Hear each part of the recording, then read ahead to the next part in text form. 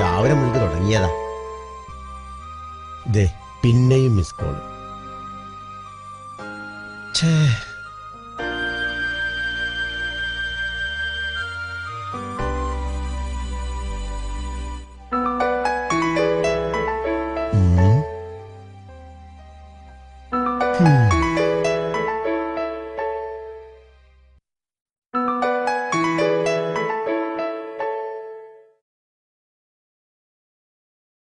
നാട്ടിന്ന് വൈഫാണ്.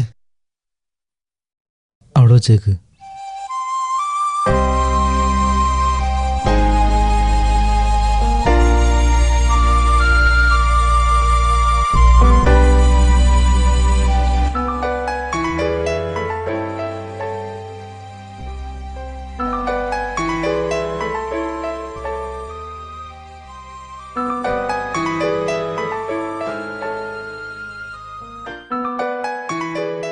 നിങ്ങളുടെ വീട്ടിന്നാ ഒന്ന് വിളിച്ചോക്ക്.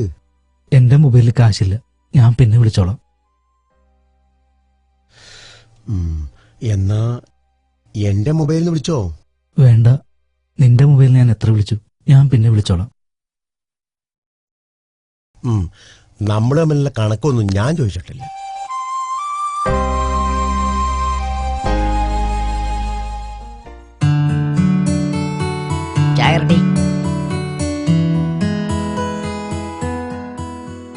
ഷൊർണൂരിലേക്കുള്ള യാത്രയ്ക്കിടെ പാസഞ്ചർ ട്രെയിനിൽ ദാരുണമായ ആക്രമണം. നമ്മുടെ പഴയകാല സുഹൃത്തുക്കളെ, പഴയകാല ഇപ്പോഴും സുഹൃത്ത്. തോബിയാസിന്റെ കേസ് അന്വേഷണത്തിൽ പുതിയ നീക്കങ്ങൾ എന്തോ നടക്കുന്നു കേട്ടു. സീരിയലോട് ഇപ്പൊ ACPയുടെ അന്വേഷണം തീർത്തും രഹസ്യമാണ്. നോക്കടാ, ആർക്കും ഒരു ഐഡിയ ഇല്ല.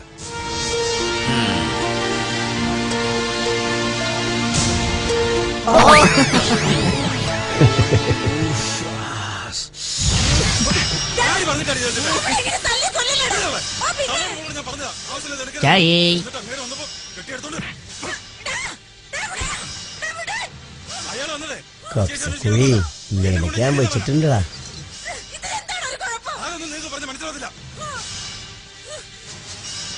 ഇനി അയാൾ എന്തെങ്കിലും ചോദിക്കാൻ ഇവിടെ വന്നാ അയാളെ മുന്നിച്ചും തൊള്ളയും പൊളിച്ച് നിന്നേക്കരുത്. പറഞ്ഞേക്കാം, നിങ്ങൾ കാരണം എനിക്ക് എന്തെങ്കിലും സംഭവിച്ചാൽ ചവിട്ടി കൊന്നത് കണ്ടിരുന്നു ഞാൻ.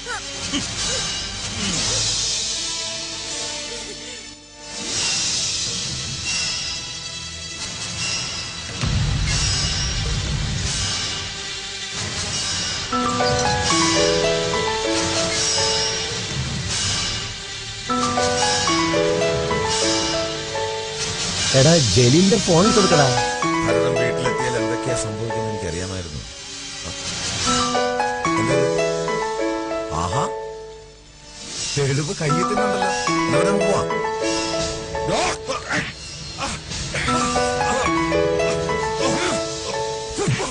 ടിവിയുടെ സൗണ്ട് ഓർക്ക്. എന്റെ കയ്യിൽ നിന്ന് രക്ഷപ്പെടാന്ന് കരുതു നീ.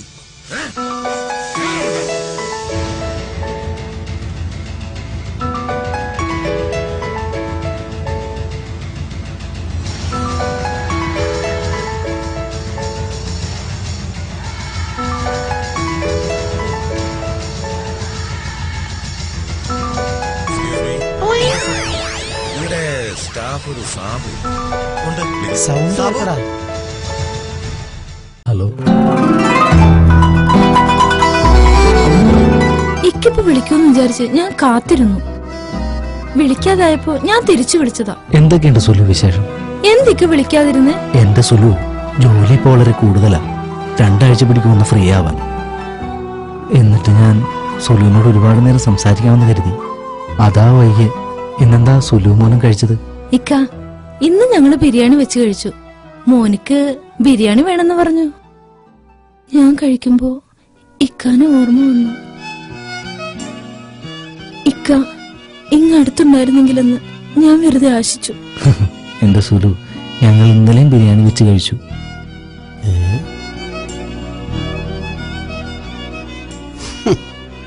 നീയും മോനും നല്ലോണം കഴിക്കണം. ബിരിയാണി. എന്നാ ഇക്ക നാട്ടിലൊന്ന് കൂടുക. ഇക്കൊക്കെ ആ ജോലി നിർത്തുന്ന പോന്നൂടെ? നമുക്ക് ജീവിക്കാൻ ഇവിടെ എന്തെങ്കിലുമൊക്കെ ജോലി കിട്ടും. പിന്നെ അടുത്ത് തന്നെ ഞാൻ ലീവിന് വരുന്നുണ്ട്. സുലുവിനെ മോനെയൊക്കെ ഒന്ന് കാണാൻ. ഇക്കാമ പുതുക്കി കിട്ടിയാൽ ഉടൻ തന്നെ ഞാൻ നാട്ടിൽ വരും. ഇക്ക പോയിട്ടിപ്പോ 4.5 കൊല്ലായി. മോനിക്കാണെങ്കി വയസ്സ് 4.5 നഴ്സറി ചേർക്കാനയക്കണോനെ. മോന് വലുതായല്ലേ? കാണാൻ കൊതിയുണ്ട്. നീ അവനെ അംഗൻവാടി ചേർക്കിപ്പോ. ഇക്കാമ പുതുക്കിയാൽ എന്തായാലും വരും. നിന്നെയും മോനെയും കാണാൻ ആഗ്രഹമില്ലെന്നാണ് എന്റെ വിചാരം. എല്ലാവരുടെയും കെട്ടിയന്മാര് 2 വർഷം കൂടുമ്പോഴെങ്കിലും വരും. ഭീമാത്താന്റെ മരുമൻ പിന്നെയും വന്നു.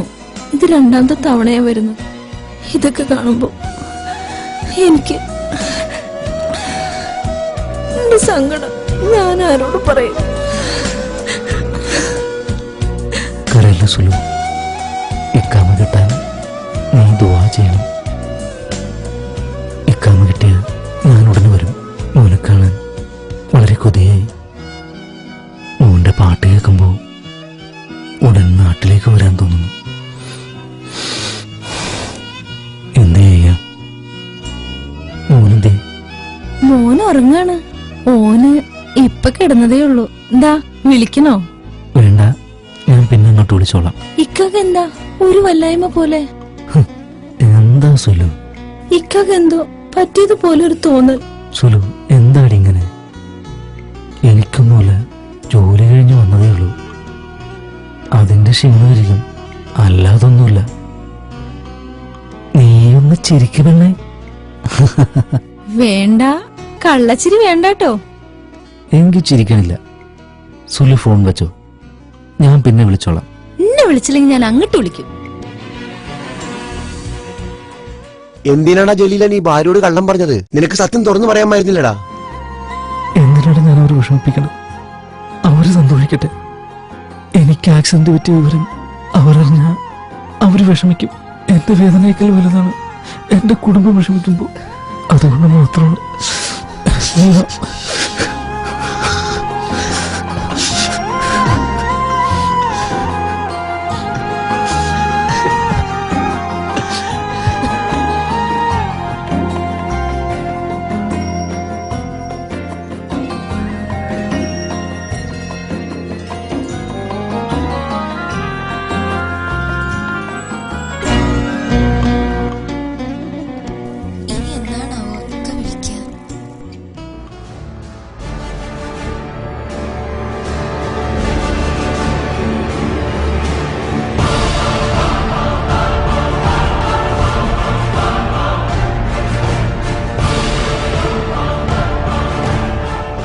എന്താടി നിന്റെ കെട്ടിയോ പറഞ്ഞേ?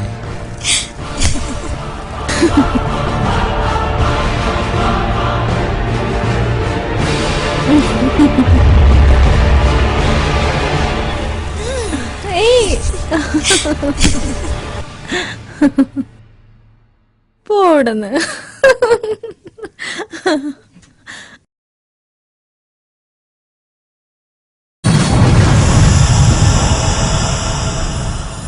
ജലീലേ, നിനക്കെന്താ പറ്റിയടാ? ഒന്നുമില്ല.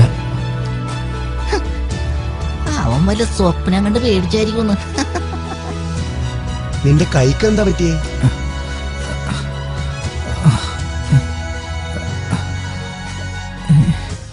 ഓ, ഒരു സ്വപ്നം കണ്ടതാ. ഓ ശ്ശേ, നാട്ടിൽ പോകാനായില്ലേ, അപ്പൊ സ്വപ്നങ്ങളൊക്കെ കാണും. ഓനവന്റെ പെണ്ണിനെ കണ്ട് പേടിച്ചതായിരിക്കും. അല്ല പിന്നെ ഇന്നത്തെ ഉറക്കം പോയി. ഇവൻ എന്താ പകല് സ്വപ്നം കണ്ടാലേ? അല്ല പിന്നെ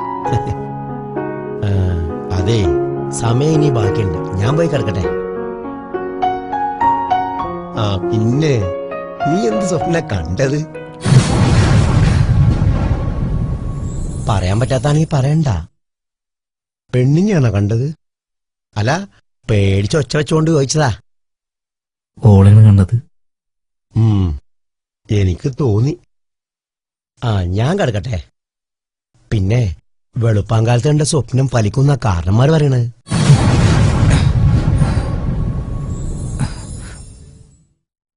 എന്റെ ബീവിയെ വിളിച്ച് പറ സ്വപ്നം കണ്ടെന്ന്.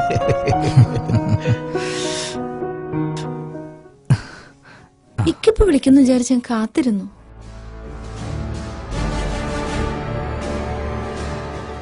എന്തൊക്കെ വിളിക്കാതിരുന്നേ?